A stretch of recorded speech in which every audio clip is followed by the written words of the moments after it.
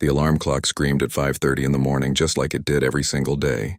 Rebecca slapped it silent and stared at the ceiling of her tiny apartment. Her whole body ached. Her feet especially. They always hurt these days. She dragged herself out of bed and looked around the small space she called home.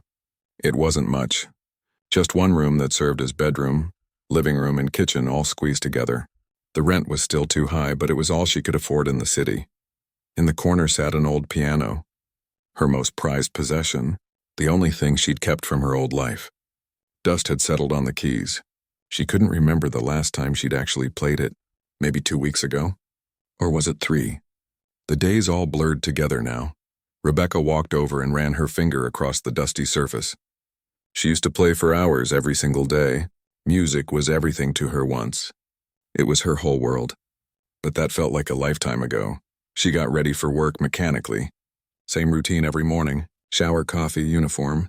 The black pants and white shirt of Romano's Italian restaurant. She'd been wearing this outfit for 3 years now. 3 long years of taking orders, carrying heavy trays, and smiling at strangers, even when her feet felt like they were on fire. The commute to work took 40 minutes on the subway. Rebecca used this time to zone out, watching the city wake up through the dirty train windows. Other passengers crowded around her, everyone lost in their own worlds, their own struggles. She thought about her younger self sometimes during these rides. That girl who'd been so full of hope and dreams. That girl who'd gotten accepted into one of the best music conservatories in the country. She'd been so proud, so excited. Her parents had been proud too, even though they'd worried about how she'd pay for it all. The student loans had seemed manageable back then. Everyone told her it was an investment in her future. Follow your passion, they said. Do what you love and the money will follow. What a joke that turned out to be. Rebecca graduated with honors. She'd performed in recitals, won competitions, received praise from her professors. They all said she had real talent, a gift. Some even said she could make it as a professional concert pianist if she worked hard enough. But then reality hit her like a freight train. There weren't exactly a lot of job openings for classical pianists. The few positions that existed went to people with connections. People who could afford to work for almost nothing while they built their careers. People who had family money to fall back on. Rebecca had none of those things. What she did have was $60,000 in student loan debt and rent that was due every month. So she did what she had to do. She got a job waiting tables. It was supposed to be temporary, just until she could figure things out. Just until she could save some money and make the right connections. That's what she told herself. That was 3 years ago. The restaurant appeared ahead as she walked from the subway station. Romano's was a nice place, actually. Not fancy, but respectable. The kind of neighborhood Italian restaurant where families celebrated birthdays and couples had anniversary dinners. The food was good, the atmosphere was warm, and her boss, Mr. Romano, was a decent guy. As far as restaurant jobs went, she could have done worse. "Morning, Rebecca," called out Tony, the head chef, as she walked through the kitchen entrance. The smell of garlic and tomato sauce already filled the air, even though they wouldn't open for hours. "Morning," she replied, tying her apron around her waist. The morning shift was always the same. Set up tables, fold napkins, fill salt and pepper shakers. Make sure everything was perfect before the lunch rush started.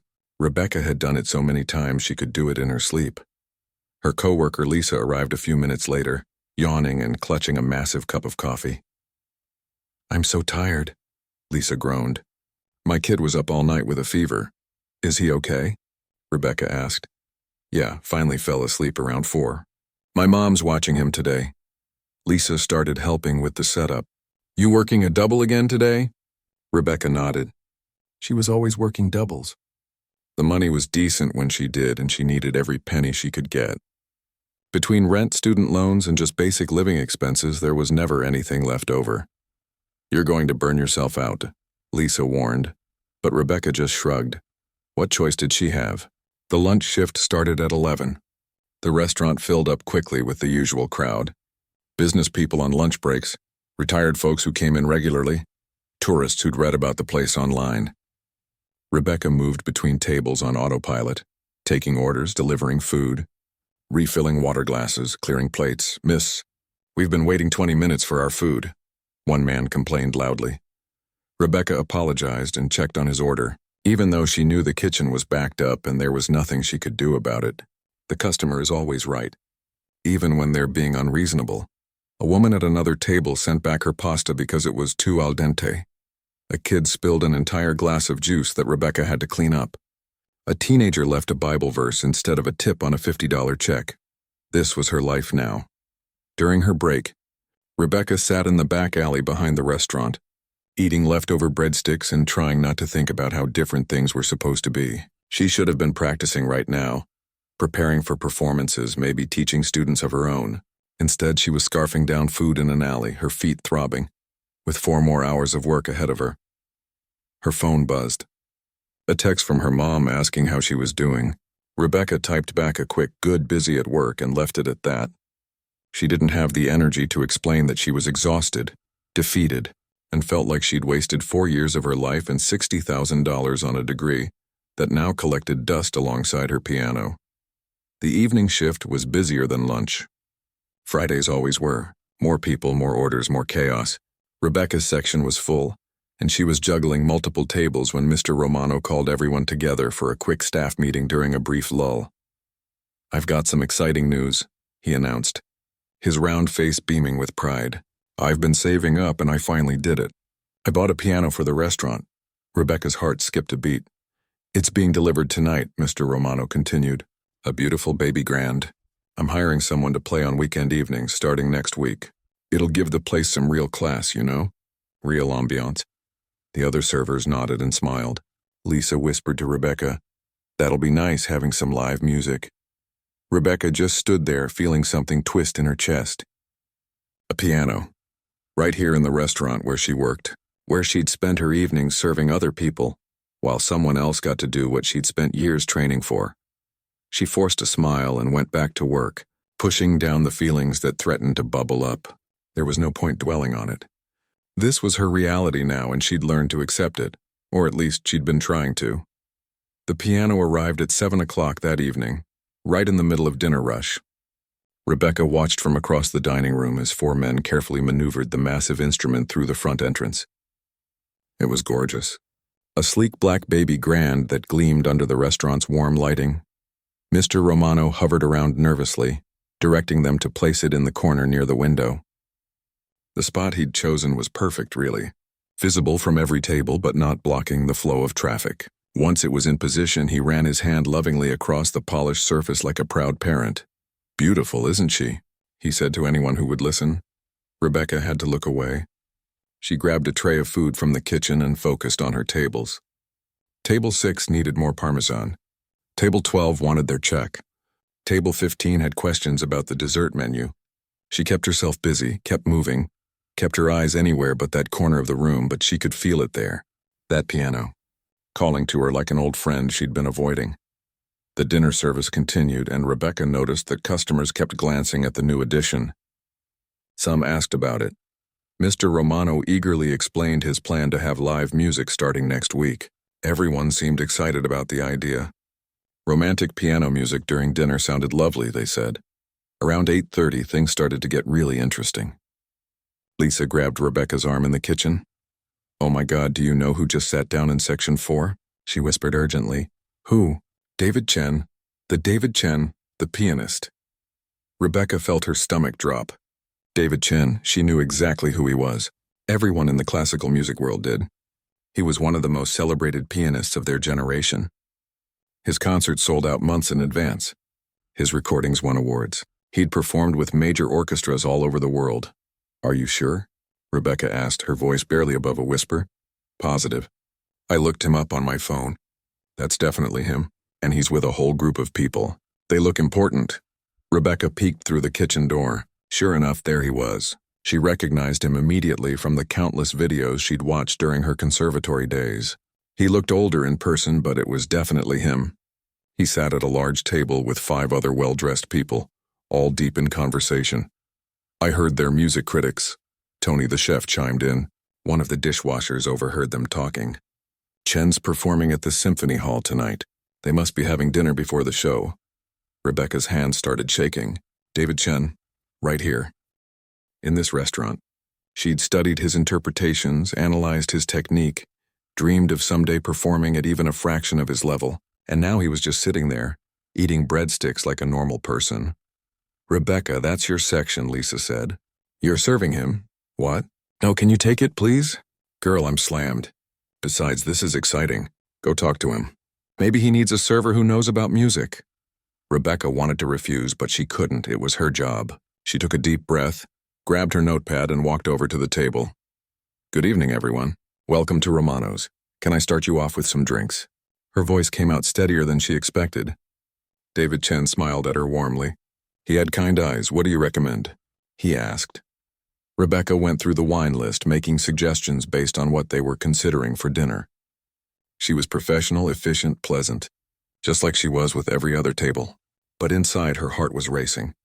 This man represented everything she'd wanted to become, everything she'd failed to achieve. Throughout the evening, she served their table carefully. She brought their appetizers, their main courses, made sure their wine glasses stayed full. She tried not to eavesdrop, but it was impossible not to hear snippets of their conversation. They were talking about music, about performances, about what made a truly great pianist versus a merely good one. One of the critics, a stern-looking woman in her 50s, was saying something about how real talent was becoming harder to find. Everyone's technically proficient now, the woman said. Kids practice their scales, they learn the pieces, they perform them accurately.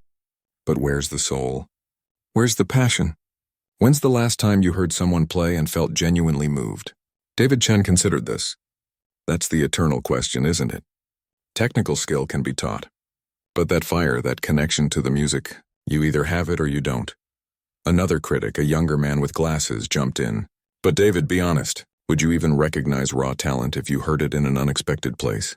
Or have you become too attached to credentials? To pedigree? It was clearly meant as a friendly challenge. But Rebecca saw Chen's expression shift slightly. He looked almost offended. I like to think I'd recognize true artistry anywhere, he said coolly. The music speaks for itself regardless of where it comes from. Easy to say, the man with glasses replied. But when's the last time you discovered someone outside of a conservatory or prestigious competition? The conversation continued, but Rebecca had heard enough. She retreated to the kitchen, her mind spinning. That question echoed in her head. Would someone like David Chen even notice talent in a place like this? In a person like her? Probably not. People like him lived in a different world, a world of concert halls and recording studios and international tours. People like her were invisible to them, even when standing right in front of them taking their dinner orders. The evening wore on. Rebecca brought them dessert, then coffee. The group seemed in no hurry to leave, which made sense since they had time before Chen's performance at 9:30. It was during this lull that Mr. Romano made his grand entrance. He practically bounced over to the table, unable to contain his excitement. Mr. Chen, it's such an honor to have you here, he gushed. I'm Vincent Romano, the owner. I'm a huge admirer of your work. David Chen stood and shook his hand graciously. Thank you. The food has been exceptional. I wanted to show you something, Mr. Romano said, gesturing toward the corner. We just got this beauty today. A baby grand. I'm starting live music next week. A restaurant with authentic Italian soul should have authentic Italian music, don't you think? Chen's face lit up. He walked over to examine the piano, running his fingers appreciatively over the keys without pressing them down. This is a fine instrument, he said. Really beautiful. You've chosen well. It's a shame we don't have anyone to play it tonight, Mr. Romano said wistfully. A restaurant like this with a guest like you and a piano like that just sitting silent feels like a missed opportunity. The critic with glasses smirked. There's your challenge, David. Find someone in this restaurant who can actually play. Put your money where your mouth is about recognizing talent anywhere. Everyone laughed, including Chen, though Rebecca noticed his eyes scanning the room as if actually considering it. I'm sure your hired pianist will be wonderful, he said diplomatically to Mr. Romano. Rebecca stood near the kitchen door, watching this scene unfold. Her heart was pounding so hard she thought everyone could probably hear it. The piano sat there waiting. David Chen stood right next to it. And somewhere deep inside her, in a place she'd tried to bury for 3 years, something was stirring. A crazy thought entered her mind. A thought so absurd she almost laughed out loud. What if she played? What if she just walked over there, sat down, and showed them what she could do? The thought terrified her. It was ridiculous, insane. She was a waitress. She hadn't performed in years. Her hands weren't even warmed up. She'd probably humiliate herself in front of the most important pianist of her generation. But that piano sat there, and so did all her buried dreams. Rebecca stood frozen, caught between fear and a desperate, reckless hope she hadn't felt in years. Rebecca's break came 15 minutes later. She walked to the back alley where she usually ate, but she couldn't sit still. Her whole body felt electric, like every nerve was on fire. That piano kept calling to her. She paced back and forth in the narrow alley. 3 years. 3 years since she'd performed in front of anyone. 3 years of telling herself that part of her life was over, that she'd made peace with it, that she'd moved on, but she hadn't moved on. Not really. She'd just been surviving, going through the motions, pretending the ache in her chest was normal, that everyone felt this hollow. Lisa poked her head out the back door. "You okay? You look weird." "I'm fine," Rebecca lied. "You sure? Because you've been acting strange ever since that famous guy showed up." Rebecca stopped pacing and looked at her coworker. Lisa was a good person, a single mom working 2 jobs to support her kid. She didn't know anything about Rebecca's past, about music school or broken dreams. To her, Rebecca was just another waitress trying to get by. "Lisa, can I ask you something?" "Sure, what's up?" "If you had one chance to do something that scared you to death, but it was the thing you wanted most in the world, would you do it?" Lisa looked confused for a moment, then thoughtful. "Is this about that piano?" Rebecca felt her face flush. "Maybe. Girl, you play piano?" "I used to. A long time ago." Lisa's eyes widened. "Like, how good are we talking?" "I went to conservatory. Graduated with honors. I was actually pretty good." "Wait, what? And you're working here? Why aren't you playing somewhere?" Rebecca shrugged, the familiar weight of failure settling on her shoulders. "It's complicated. There aren't a lot of jobs. I had debt. I needed money. And then time just passed." Lisa grabbed her by both shoulders. "Rebecca, there's a famous pianist in there right now. And a brand new piano. If you can actually play, this is a sign. You have to do it. I can't just walk up and start playing." "That's crazy. Why not?" "What's the worst that could happen? I could embarrass myself in front of everyone. In front of David Chen. In front of the whole restaurant. Or," Lisa said, "you could remind yourself why you spent all those years studying. Come on, when's the last time you even played?" Rebecca thought about her dusty piano at home. "A few weeks ago. Maybe longer. So you're rusty. So what? You're telling me you can't sit down and play one song?" It wasn't that simple. Performance was about more than just hitting the right notes. It was about confidence, about muscle memory, about being in the right headspace. Rebecca hadn't performed in front of people in 3 years. She didn't even know if she could anymore. But something in Lisa's words hit her. "When's the last time you played? When's the last time you felt alive?" "My break's almost over," Rebecca said quietly. "Talk to Mr. Romano, ask him if you can play." "What's he going to say, no?" Rebecca walked back inside on shaking legs. The dinner rush had calmed down. Most tables were finishing up their meals. David Chen's group was still there, lingering over coffee and conversation. The piano sat in the corner, silent and waiting. She found Mr. Romano near the bar checking inventory. "Mr. Romano, can I ask you something?" He looked up with his usual friendly smile. "Sure, Rebecca. What do you need?" Her mouth went dry. This was insane. She was about to make a complete fool of herself. "The piano," she started, her voice barely above a whisper. Would it be okay if I played something? Just one piece?" Mr. Romano's eyebrows shot up in surprise. "You play piano?" "Yes, I studied it. For years. I'd really like to play, just once. If that's okay." He studied her face for a moment, probably wondering why his waitress had kept this secret for 3 years. But then he smiled warmly. "Of course you can play. It's just sitting there anyway. Go ahead." Rebecca's heart hammered in her chest. "Thank you." She walked toward the piano before she could change her mind. Her legs felt like they might give out at any second. Her hands were trembling. This was happening. This was really happening. The piano bench was exactly the right height. Good quality. Everything about this instrument was professional grade. Mr. Romano hadn't cut corners. She sat down slowly, still wearing her black server's apron with the restaurant's logo on it. Her name tag caught the light. Rebecca. She placed her hands on the keys and took a deep breath. The restaurant's ambient noise continued around her. Conversations, the clink of silverware, someone laughing at a nearby table. Nobody was paying attention to her yet. She was just the waitress sitting at the new piano during her break. Rebecca closed her eyes and thought about what to play. It had to be something she knew by heart, something her fingers could find even after all this time, something that would say everything she couldn't put into words. Rachmaninoff, Prelude in C-sharp minor, one of the most technically demanding pieces in the classical repertoire. The piece that had been her signature during conservatory.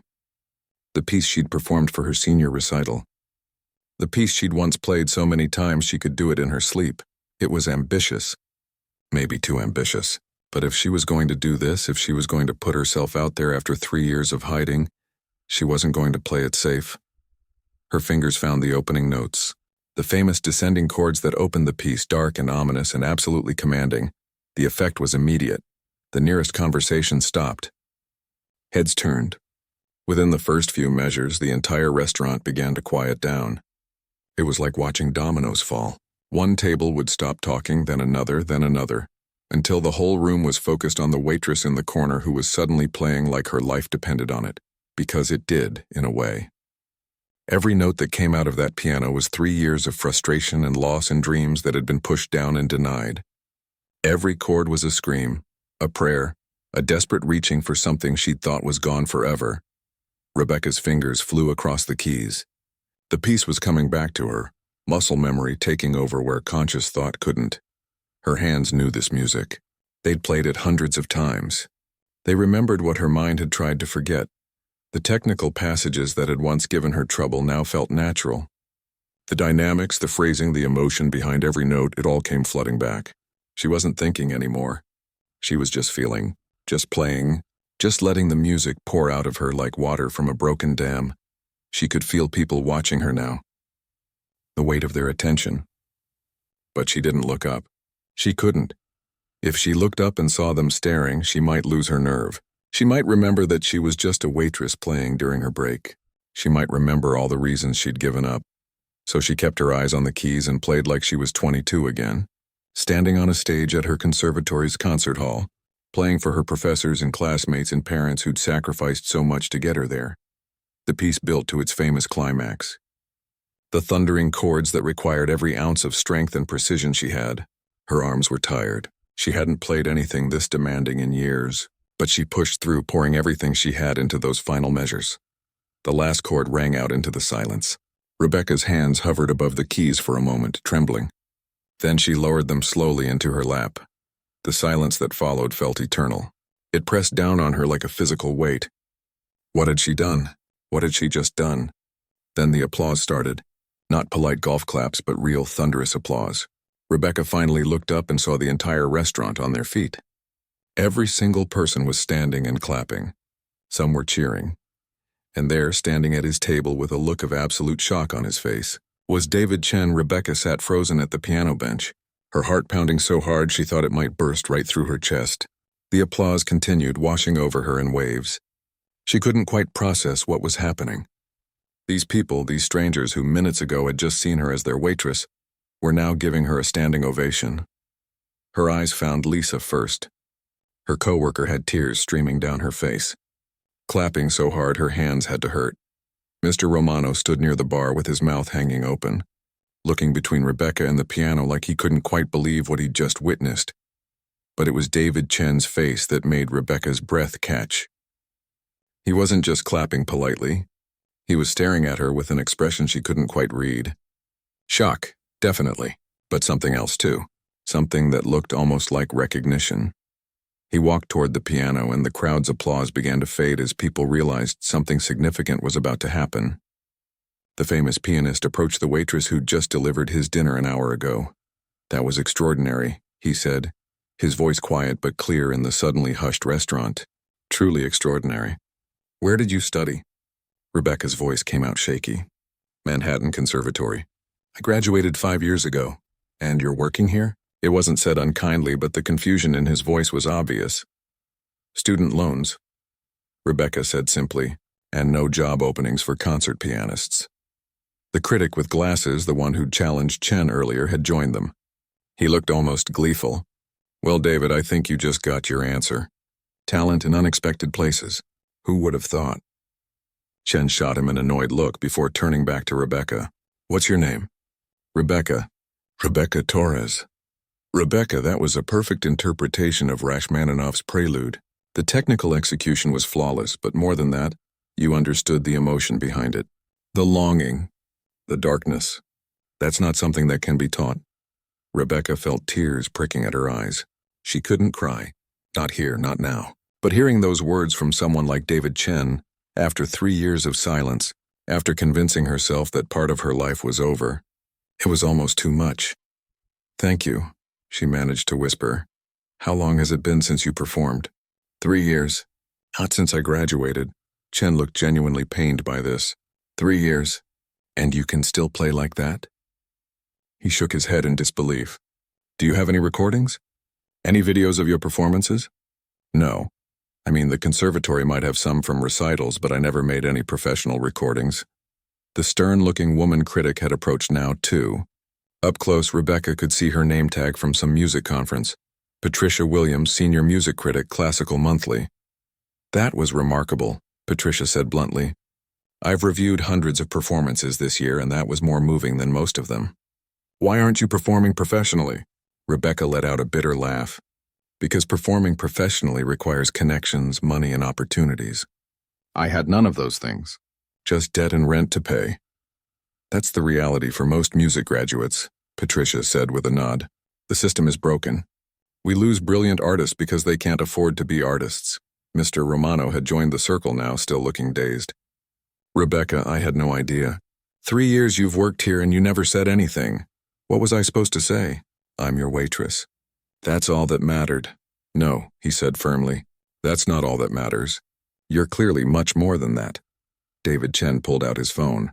Rebecca, I want to give you my manager's number. Her name is Catherine Liu. She handles bookings for several venues in the city. I can't promise anything, but I'd like her to hear you play. Rebecca's hand started shaking again. I don't understand. Why would you do that? Because what I just witnessed was a crime, Chen said seriously. Someone with your talent serving tables instead of performing? That's wrong. I can't fix the whole broken system, but maybe I can open one door for you. One of the other diners, a middle-aged man Rebecca didn't recognize, approached with his phone out. I recorded it. The whole performance. I hope that's okay. My daughter's studying piano and I wanted to show her. But this is incredible. Do you mind if I post it online? Rebecca looked at him bewildered. Post it where? Social media. YouTube, maybe. Trust me, people need to see this. Waitress Astounds famous pianist? That's a story people will want to hear. Chen nodded. He's right. In today's world, sometimes going viral is the best way to get noticed. It's not how it should work, but it's how it does work. Rebecca felt like she was in some kind of dream. 20 minutes ago, she'd been carrying plates of pasta. Now a famous pianist was giving her his manager's number, and someone wanted to post a video of her playing online. None of this felt real. I need to get back to work, she said suddenly, standing up from the piano bench. My break's over. Lisa appeared at her side. Girl, I covered your tables. Take your time. But Rebecca needed to move, needed to do something normal before her brain completely short-circuited. No, it's fine. I should get back. David Chen gently touched her arm. Wait, at least let me give you Catherine's information. In my email. I'm serious about this, Rebecca. You're too talented to be hidden away. She took his business card with trembling fingers. The card was simple but elegant. Just his name and contact information. She stared at it like it might disappear if she looked away. My performance is in 30 minutes, Chen said, checking his watch. But I'll be in town through the weekend. If you're free tomorrow, maybe we could talk more? I'd love to hear about your training, your repertoire. I work a double shift tomorrow, Rebecca said automatically, then immediately felt stupid. Here was David Chen, one of the most celebrated pianists in the world, offering to spend time talking to her, and she was worried about her waitressing schedule. But Mr. Romano jumped in. No, you don't. Take the day off paid. Consider it 3 years of back payment for not knowing I had a concert pianist on my staff. Mr. Romano, I can't. Yes, you can. And you will. His eyes were kind but firm. Rebecca, I'm a restaurant owner, not a music expert. But even I could tell what just happened was special. Don't let it slip away because you're worried about a shift. The group at Chen's table had to leave soon to make it to his concert. But before they left, each of the critics came up to Rebecca individually. They gave her their cards, told her to reach out, said they'd be interested in reviewing any future performances she might have. Patricia Williams was the last to speak to her. "I've been covering classical music for 25 years, she said quietly. "I've seen a lot of talented people give up because the industry is brutal and unfair. But I've also seen people break through when they get that one chance, that one moment, where the right person hears them. I think this might be your moment. Don't waste it." After they left, the restaurant slowly returned to normal. People went back to their meals, though many kept glancing at Rebecca with newfound curiosity. She tried to work, tried to focus on taking orders and clearing tables, but her mind was spinning. The man who'd recorded her performance showed her his phone during a quiet moment. The video was already uploaded, already had comments, already had hundreds of views, and it had only been posted 20 minutes ago. "Hidden Genius," he'd titled it. "Waitress delivers stunning performance that left famous pianist speechless." Rebecca watched herself on the small screen, saw the intensity on her face as she played, heard the clarity of the notes even through phone speakers. She looked like a different person, not a tired waitress with sore feet and broken dreams. She looked like a musician, like an artist, like who she used to be, like who she maybe could be again. Her phone buzzed in her apron pocket. An email notification. She pulled it out and saw the sender. Catherine Liu, arts management. David Chen hadn't waited. He'd already contacted his manager about her. Rebecca stood in the middle of the restaurant, surrounded by dirty dishes and half-eaten meals, holding a phone that showed her a version of herself she'd thought was lost forever, and finally let herself feel it. Hope. Rebecca didn't sleep that night. She couldn't. She lay in bed staring at her phone, watching the video view count climb higher and higher. 1,000 views became 5,000, then 10,000. By 3 in the morning, it had hit 50,000. The comments poured in. People from all over the world saying they'd gotten chills watching her play. Music teachers sharing it with their students. Professional musicians debating her technique. Someone had even created a hashtag, Waitress Pianist. Her email inbox was flooded too. Catherine Liu had sent a detailed message asking about her availability for a meeting. 2 local venues had reached out about possible performance opportunities. A wedding planner wanted to know her rates for events. There was even an email from someone at her old conservatory, a professor she'd studied under, saying he'd seen the video and wanted to reconnect. It was overwhelming, terrifying, exciting, all at once. Lisa texted her at 7 in the morning. "Girl, you're famous. Check the news." Rebecca pulled up a local news website, and there it was. A story about her. Local waitress's viral piano performance stuns classical music world. They'd interviewed David Chen, who'd given a quote about discovering unexpected talent. Patricia Williams had written a piece for her publication titled, "The Artist We Almost Lost to Student Debt." This couldn't be real. Things like this didn't happen to people like her. But they were happening. Right now. Rebecca got up and walked to her piano, the one that had sat dusty and neglected for so long. She sat down and started playing, really playing for the first time in years. Her fingers moved across the keys and it felt like coming home. How had she stayed away from this for so long? How had she let fear and exhaustion bury the things she loved most?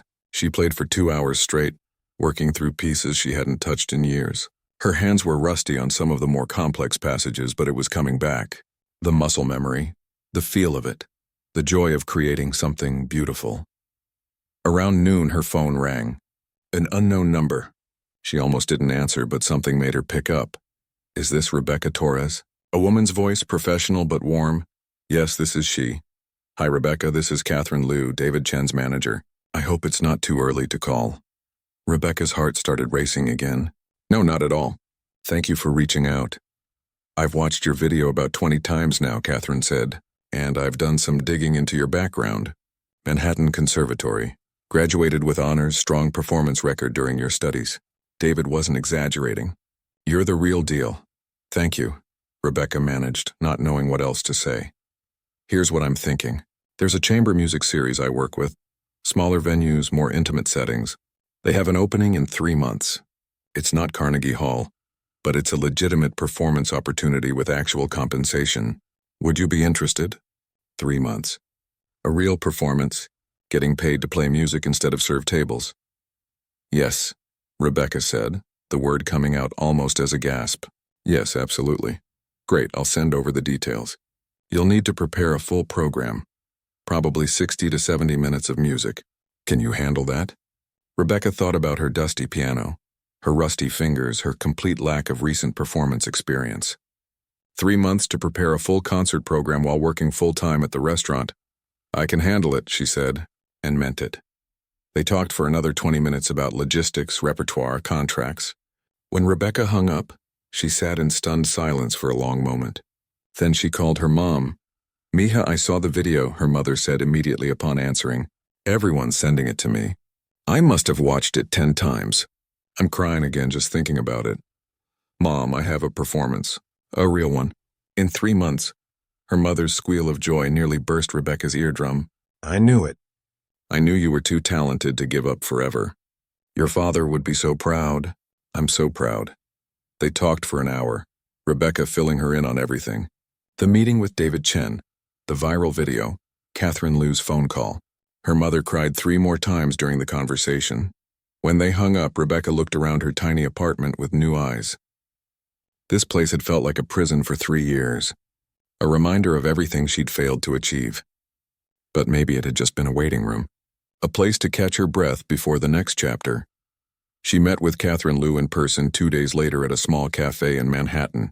Catherine was sharp, professional, and refreshingly honest. I'm not going to lie to you, Catherine said over coffee. This industry is brutal. One viral video doesn't guarantee a career. You'll need to work harder than you've ever worked in your life. You'll need to practice every single day, build a repertoire, make connections, perform whenever and wherever you can. I understand, Rebecca said. But, Catherine continued, you have something special. I've represented a lot of talented musicians. Technical skill is common. What you have, that emotional depth, that connection to the music, that's rare. David saw it immediately. So did Patricia Williams. So did I. So what happens now? Now you prepare. You practice. You get ready for that performance in 3 months, and we see how it goes. If it goes well, we book another. And another. We build from there. It wasn't a guarantee of instant success. It wasn't a record deal or a world tour, but it was a chance. A real legitimate chance to do what she loved. Rebecca kept working at Romano's, but everything felt different now. Mr. Romano had turned her viral moment into a marketing opportunity. The restaurant now advertised live piano music every Friday night featuring Rebecca Torres, the viral sensation. He'd offered her the pianist position he'd been planning to fill, with better pay than waitressing and a flexible schedule so she could practice. She still served tables during the week, but Friday nights she played. And people came specifically to hear her. The restaurant was booked solid every Friday for weeks in advance. The 3 months before her chamber music performance flew by in a blur of practice, preparation, and nervous anticipation. Rebecca worked with her old conservatory professor, who volunteered his time to help her refine her program. She practiced 6 hours a day on top of working at the restaurant. Lisa helped her pick out a concert dress. Her mom came up from Florida a week early, too excited to wait. Mr. Romano closed the restaurant the night of her performance so the entire staff could attend. The venue was small, maybe 200 seats, but it was packed. David Chen sat in the 3rd row. Patricia Williams was there with her notepad. Catherine Liu sat in the front looking nervous and excited. And scattered throughout the audience were people Rebecca had never met. People who'd seen the video and wanted to hear her play in person. As Rebecca walked onto that stage, wearing a simple black dress and carrying 3 years of pain and hope and determination, she felt something shift inside her. This was where she belonged.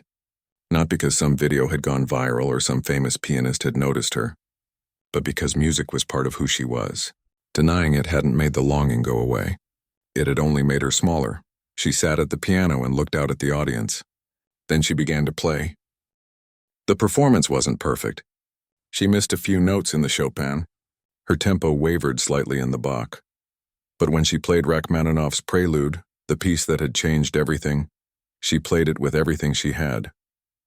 Every disappointment, every moment of doubt, every year of feeling lost and invisible. The standing ovation lasted 5 minutes. After the concert, people lined up to talk to her, to shake her hand, to ask when her next performance would be. So, Catherine found her during a quiet moment. How does it feel? Rebecca thought about her dusty piano, her tiny apartment, her years of serving tables and convincing herself she'd moved on. She thought about that night at Romano's when she'd made the terrifying decision to play. That moment of courage that had changed everything. It feels like coming back to life, Rebecca said. Catherine smiled. Good. Because I've already got 3 more venues interested in booking you. This is just the beginning. Rebecca looked around the venue, at the people who'd come to hear her play, at the piano that had been her voice for the evening, at the life that was suddenly opening up before her like a door she'd thought was permanently closed. She'd spent 3 years being invisible, 3 years hiding her light because the world had convinced her there was no place for it. But she'd been wrong, and one moment of courage, one decision to stop hiding had proven it. The waitress who'd astounded a restaurant with an unexpected piano performance was now a pianist who happened to have worked as a waitress. And her story, her real story, was only just beginning.